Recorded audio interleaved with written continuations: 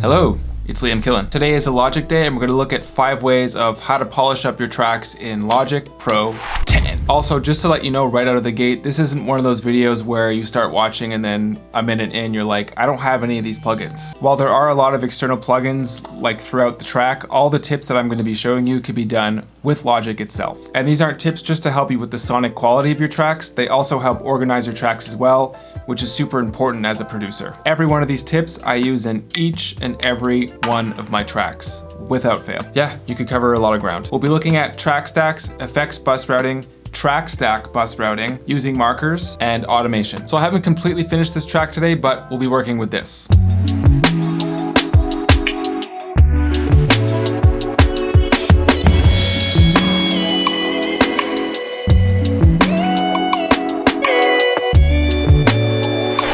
First things first, track stacks. Here I have a template that's very messy. You'll notice that all of these tracks are super disorganized in terms of instrumentation. So we're gonna wanna group all of these according to instrumentation, and then we're gonna create a track stack for each group.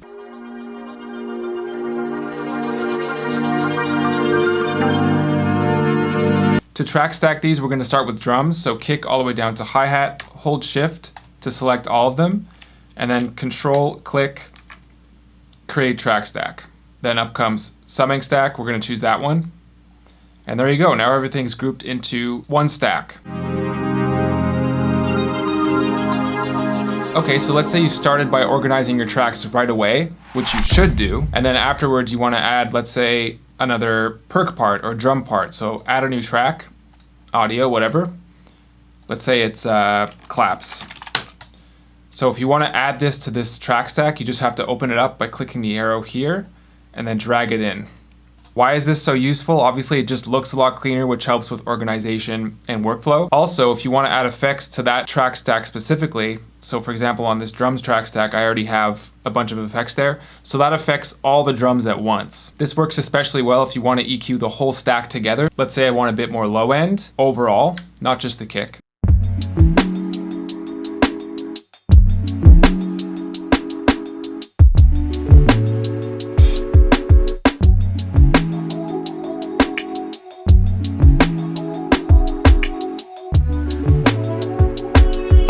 It just gives you that much more control over processing your tracks. It's kind of getting hot in here. I'm gonna take this off.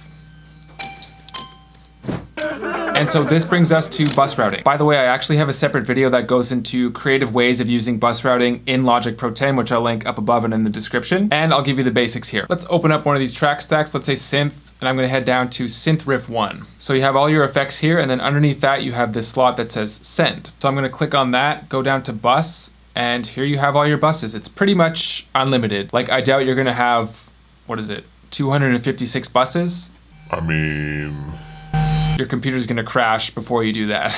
If you just started a new session, my template definitely looks different from yours because I already have a bunch of buses routed. But for the sake of this video, we're gonna go down to an empty bus, in this case, bus 17. Click on that, and then right away to the right of the track that you're sending from, you have bus 17. At the bottom it says aux 17. We're gonna name this synth verb, let's say. So we'll add the reverb. Like I said, I want it to be stock sounds, so reverb space designer. Whichever effects that you're using, just make sure that the mix, or in this case the wet knob, is turned to 100%, otherwise you're not going to hear much of a difference.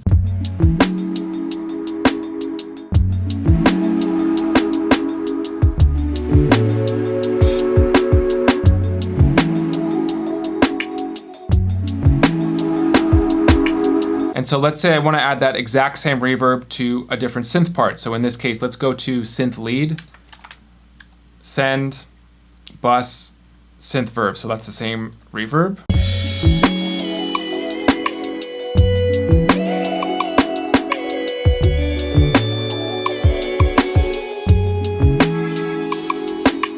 So instead of putting a reverb plugin on each one of your tracks and then mixing it to the way you like it, this is just a much more simple and organized way of doing it. that's what it's meant for. Let's say I want the synth lead to have tons of reverb and synth riff 1 to have barely any.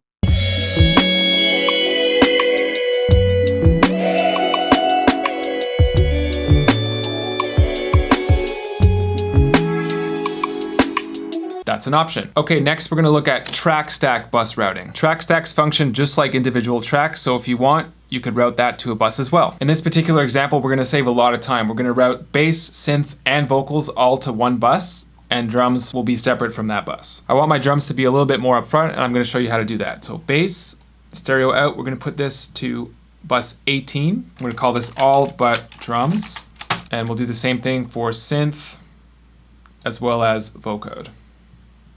This new bus we just created, all but drums, I want easy access to this bus. I want to see it all the time. So to do that, control click, create track, and now the bus is right up front on your template. And now we're going to add a compressor onto all but drums. So go down to dynamics, compressor, stereo.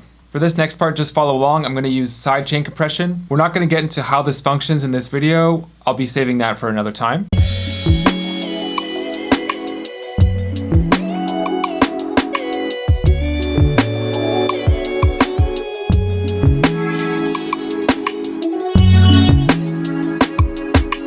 So the way sidechain compression works here is every time a drum hits, all of the other elements of the track will duck out for that split second. So it just keeps the drums up front and it makes the rest of the elements of the track pump a little bit more. The reason why your ears like this so much is because it's such a common element in electronic music. So I'm gonna be moving on to the next thing, but experiment with adding anything you want onto this bus. Have fun with it. Next, we're gonna look at using markers. Markers are super important if you're working with an artist or with a bandmate and you're not super familiar with the track. Marking the verse, chorus, intro, bridge, just being prepared for what's coming next. This is a super easy tool to use. We're gonna click on this up here, marker, delete that one. Okay, so bar 5, let's say this is the intro of the track.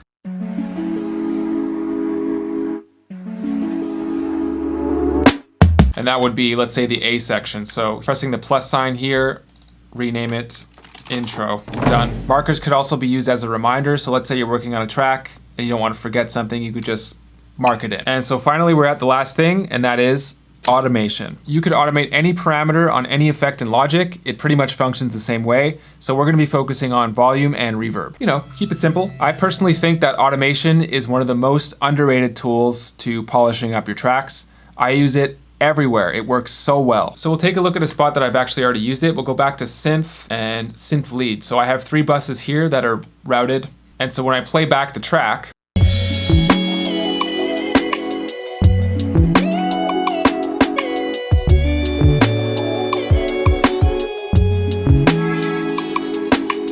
it's pretty cool. So as you can see, we have 2 effects that are being automated right here. Let's check which ones they are.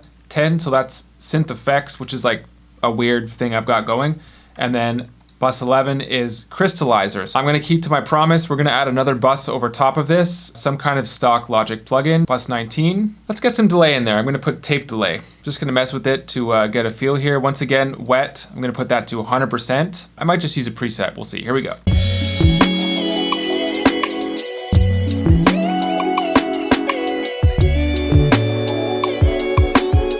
Okay, that's really cool. So we're gonna keep that tape delay. So I'm gonna name this tape delay, bring this down to 0, and we are going to automate it. So how do you do that? Thank you so much for asking. So we're gonna hit A, click here, and you can see all the effects that are attached to the track. There's a lot here, there's a lot going on. It is a little bit confusing. We're gonna drop this, okay? We're gonna do this an easier way. Hit A.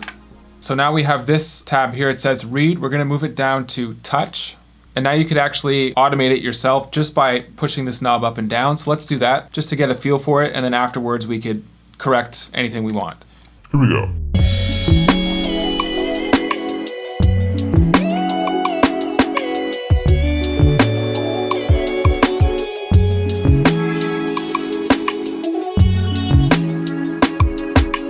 So it's quite subtle over top of the effects that are already there, but it definitely adds something, which is great. Personally, I'm obviously all about those kind of subtleties.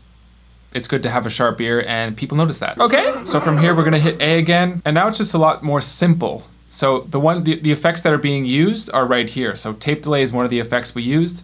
If you wanna smooth it out, you could just do that. Take the last point and just smooth it out like this.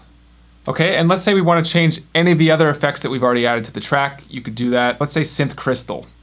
Okay, same thing. I want to smooth that one out. The next thing we're going to look at is automating volume, and you're going to see how big of a difference this actually makes. So synth lead, this is a track that I've actually already automated with the volume. I'll show you. We'll go down to volume. It's already been used. I'm going to take all of this off, all this automation.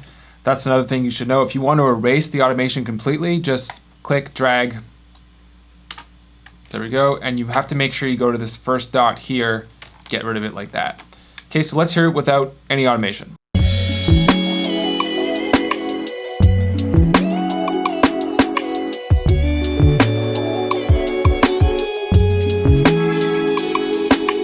It's just not as balanced. Like you could actually see in the waveforms here, this part here is way louder. This part dips too much, depending on the frequency of the notes as well. Like some of them stick out more, some of them don't. So I'm gonna put that back. This is after the volume change.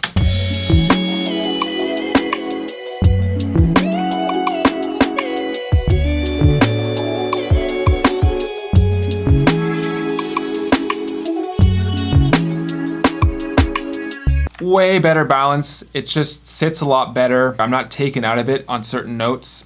Yeah, it's a no-brainer. For this automation, you can see that I just clicked it in. In fact, volume is a lot easier to access just because as soon as you turn the track on, click on the track, and the yellow line shows up, and that's volume automation right away. So you don't have to like go into here and search for anything. And if you want to click the automation in, you just do it like this. So let's say this section here, let's say to this bar. I want to bring that down. So 2 dots, bop, and drop it down like that. So 2 dots on either end. Make sure that the 2 dots are there. 2 dots. One last before and after. I'm gonna take this volume off again. And also we're gonna turn off all of these effects tracks. So here's the before.